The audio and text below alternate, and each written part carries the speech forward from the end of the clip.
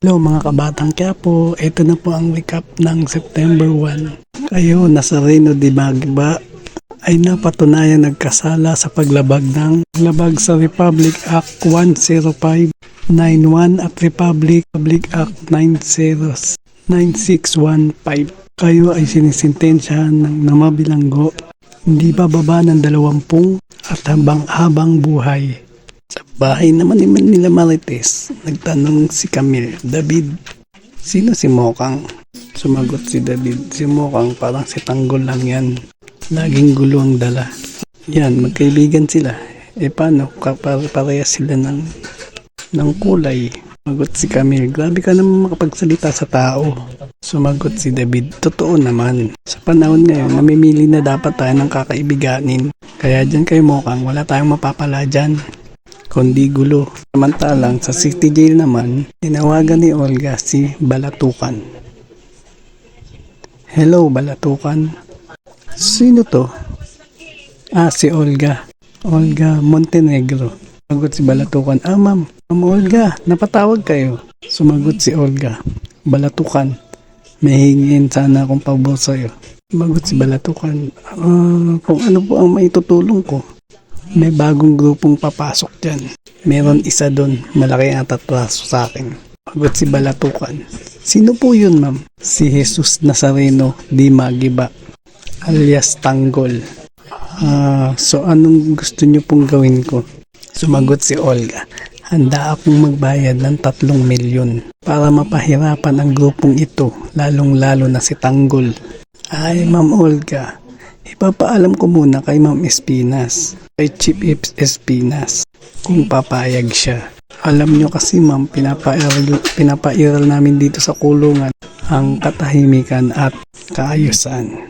Sumagot si Olga, wow, din Balatukan, huwag na tayong magbulahan. Hindi ko naman alam kung anong kalakaran dyan sa loob. Ma'am, ano po bang gusto nyong gawin ko? Diretsuhin nyo na ako.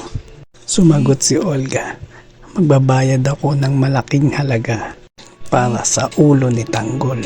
Sige po ma'am, ipapaalam ko po kay Chief Espinas ang mga gusto nyong mangyari. Tapos tatawagan ko po kayo. Sumagot si Olga, Warden, kung maaari lang sa atin lang to. Okay ma'am, huwag po kayo mag-alala. Hindi ko po to sasabihin kahit kanino. Sa bahay naman nila Marites, tumawag si Olga kay David. Sagot ni David, hello, bakit? Sumagot si Olga, David, sinubukan pong patayin si Tanggol, pero talagang madulas ang hayop. Kailangan nating magkita. Pag-uusapan tayo tungkol kay Ramon. Sige po boss, pupunta na po ako.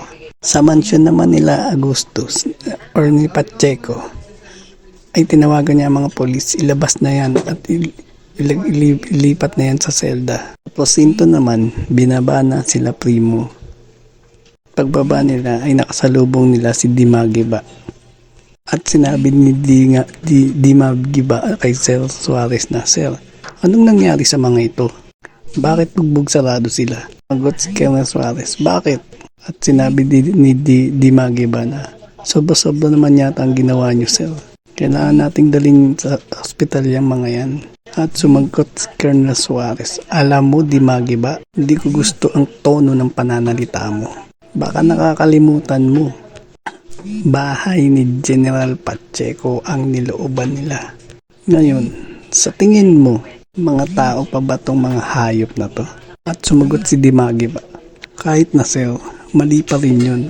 Police brutality po yan. Labag sa batas yung ginawa nyo, sir.